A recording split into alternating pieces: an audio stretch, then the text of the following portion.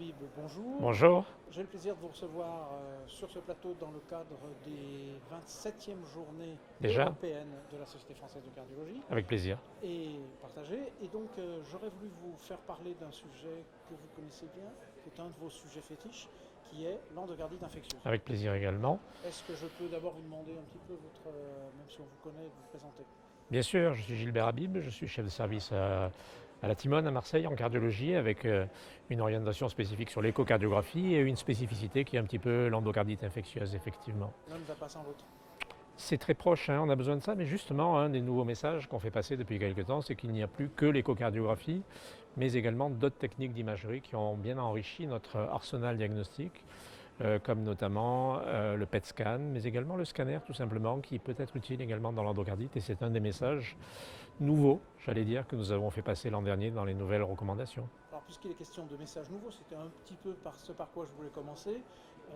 Les recommandations dont vous avez été un des leaders, le leader, je ne sais pas comment il faut dire, sur l'endocardite infectieuse date de 2015. On a un petit peu de recul. Est-ce qu'aujourd'hui, on peut dire quels sont les points essentiels qui sont à retenir ou qui ont été retenus ou pas d'ailleurs? Oui, je crois que c'est toujours bien, un an après les recommandations, après leur publication, de voir, non pas tout de suite comment elles vont être appliquées, parce que ça on aimerait bien le savoir, mais on le saura plus tard. On va en parler peut-être, mais de voir finalement quels sont les grands messages à retenir et les grandes nouveautés. Et je crois qu'il y en a deux.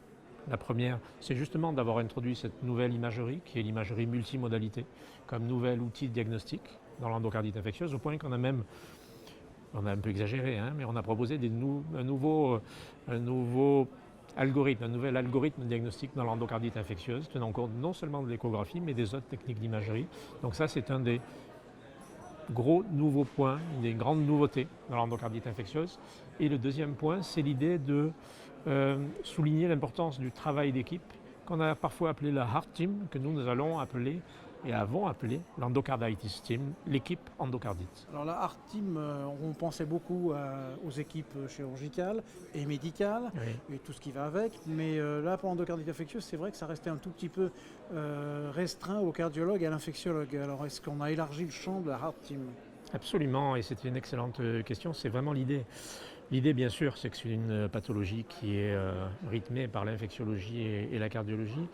Mais en fait, quand on voit ces patients, on sait que leur tableau clinique initial peut être très variable et commencer par des symptômes articulaires, neurologiques, euh, chirurgicaux bien sûr, des embolies cérébrales, ça peut être beaucoup de choses.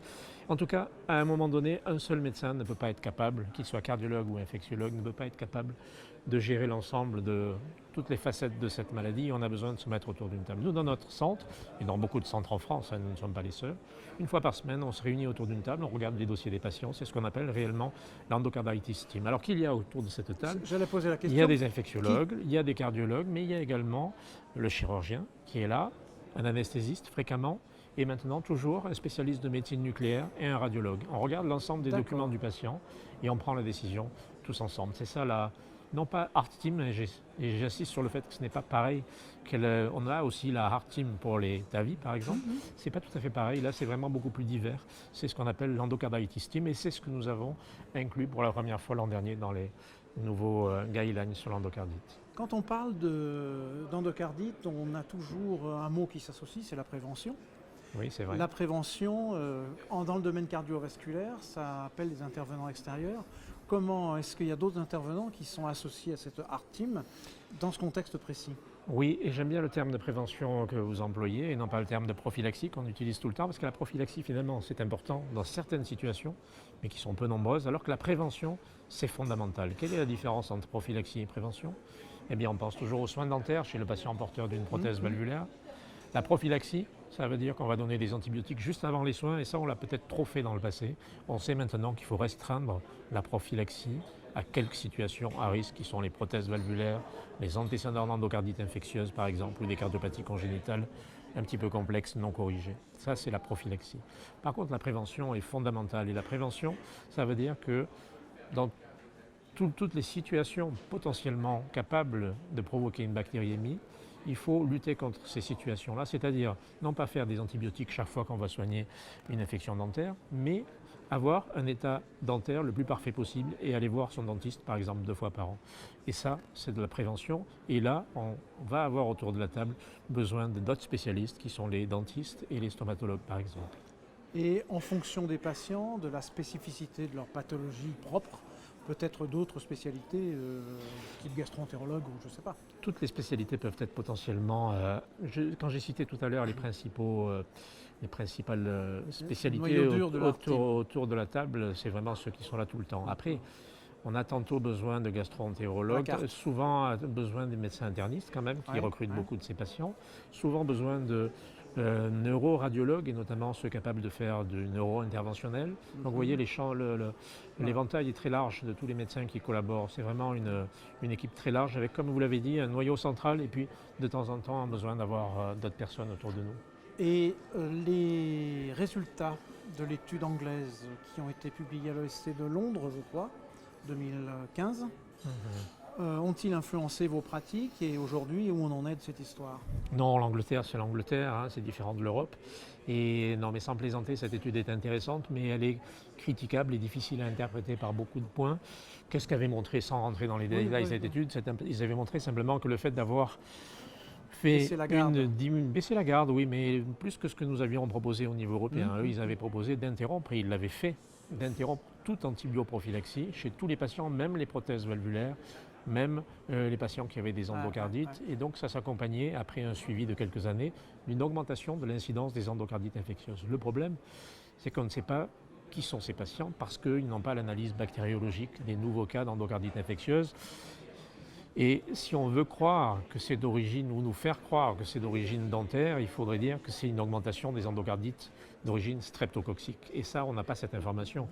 Il est évident que si c'est une augmentation des endocardites d'origine staphylococcique, ça veut dire qu'il n'y a aucun lien, par définition, avec le changement de prophylaxie. Donc, il y a eu d'autres travaux qui ont montré des résultats opposés aux résultats des équipes anglaises. Donc, pour l'instant, nous sommes en stand-by. À la fois les Anglais maintenant, les Américains et les Européens ont décidé de rester sur des recommandations communes qui sont celles que je vous ai citées tout à l'heure. Et je crois que c'est bien d'en rester là et de ne pas arrêter complètement l'antibioprophylaxie comme l'avaient proposé les Anglais. Donc cette histoire qui a fait beaucoup de bruit a au moins eu le mérite d'attirer l'attention sur le problème et de relancer peut-être un peu la réflexion. Oui, et puis je crois que c'est bien de travailler là-dessus et quand on fait des recommandations, il faut regarder comment elles sont appliquées. Hein, et donc c'est très important de faire ces registres et de voir ce que ça va devenir dans les années à venir. Il n'est pas impossible qu'on modifie ces guidelines dans les années à venir en fonction d'études comme celle-ci. Alors précisément, les recommandations depuis 2015, on a peut-être un petit peu de recul pour savoir comment elles sont appliquées? C'est trop tôt pour le dire. C'est trop tôt pour le dire, mais justement, et c'est sur quoi nous travaillons actuellement au niveau européen, et nous sommes responsables d'un registre européen qui s'appelle Euro-Endo, qui vient de commencer. Les premières inclusions ont démarré dans beaucoup de centres en France, en Europe, pardon, pas encore en France malheureusement, parce qu'on a des petits retards causés par des problèmes médico-légaux et de l'accord de la CNIL, qui nous retarde un petit peu, mais on a déjà inclus en Europe presque 350 patients pour une étude qui devrait finir dans 1 an et qui nous donnera plein de renseignements sur l'endocardite infectieuse, dont un qui nous paraît très important et que vous avez cité, qui est de savoir comment les recommandations sont appliquées. Le critère majeur de cette étude, le endpoint, ça sera la mortalité, de savoir quelle est la mortalité de l'endocardite en Europe, mais un des critères secondaires, ça sera comment sont appliqués les guidelines, et ça sera vraiment une question à laquelle on est content, on sera content d'avoir une réponse. Voilà. Sortie sur l'avenir, je suppose que ce registre va continuer de courir pendant des années. Les premiers résultats tangibles on espère, puisque l'étude, quand même, le registre va inclure des patients pendant 1 an, plus 1 an ou 2 ans de suivi. J'espère qu'à l'ESC 2019 ou au plus tard 2020, on pourra présenter les résultats de ce registre, qui est un registre européen, auquel, au passage, de très nombreux pays en dehors de l'Europe ont accepté de participer également, notamment les pays d'Afrique du Nord, bien sûr, mais également certains pays américains, du Nord comme du Sud, mais également la Corée, le Japon, plein de pays. Donc ça va nous donner une idée globale de l'endocardite dans le monde. Bon, on va peut-être pas prendre le jour et l'heure, mais on se donne rendez-vous quand même dans quelques années. Alors, 2020, 2020, 2020, Euro on est 2020. sûr. On est sûr. Bon. Ça me paraît bien, avec plaisir.